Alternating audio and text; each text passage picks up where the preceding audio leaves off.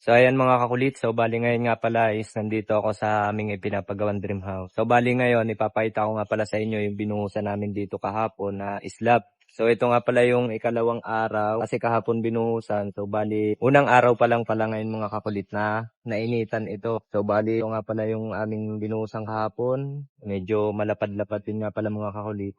So bali ito yung magiging second floor ng aming ipinapagawang dream house. Ayan. So bali ito nga pala yung ito yung magiging terrace namin dito sa second floor. Ito, simula doon hanggang dito sa tulo na to.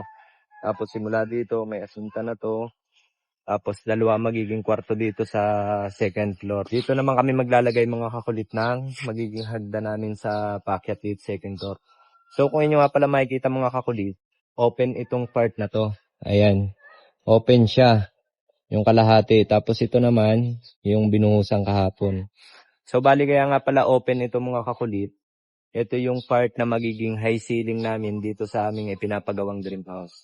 Kasi medyo maliwalas mga kakulit ang bahay kapag ka may high ceiling. Kahit medyo maliit lang yung bahay tapos mataas. Parang napakalaki na rin tingnan. Tapos kaninang tanghali mga kakulit, yung malaking puno dito sa harap ng aming ipinapagawang dream house. Pinutol ko na rin kasi baka lumaki pa ng lumaki, lalong mahirap putulin at saka puputulin din naman yun mga kakulit. Dahil itong harap nitong aming ipinapagawang dream house, itong part na to, dito ko ilalagay yung magiging parkingan ng aming sasakyan kasi yung dating parkingan do, aalisin na namin kasi dun ililipat naman yung ating munting bahay kubo para lumawak itong space dito. So bali ito naman yung dating kusina namin dito sa ating munting bahay kubo at yun naman yung CR. So bali slab din nga pala yung CR. So mangyayari dito, ayan kung inyong makikita mga kakulit yung dating kusina, nagiba nga pala yung bubong niyan. Dahil kung hindi gigibayin, hindi may lalagay yung biga na yon. Saka hindi may tatayo yung peste dito, hindi rin mabubusan yung slab na to. So giniba nga pala namin to. Ngayon ang mangyayari, kapag binubungan na tong aming pinapagawang dream house, isang diretsyo na siya ang bubong dito.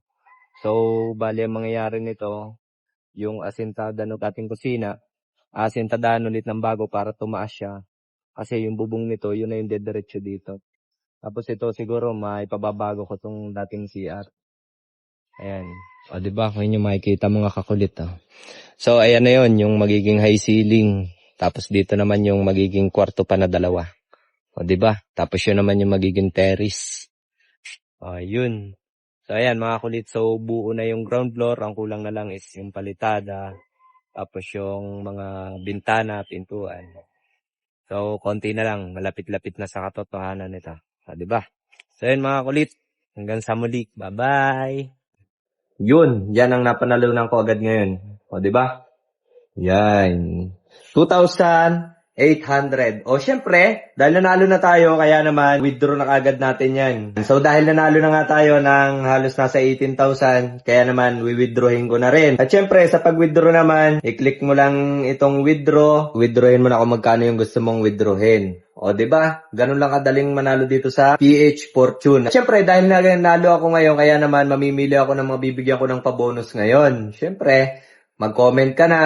And then, isama mo na yung GCash number mo. At baka isa ka sa mapipili ko na mabibigyan ng bonus ngayon.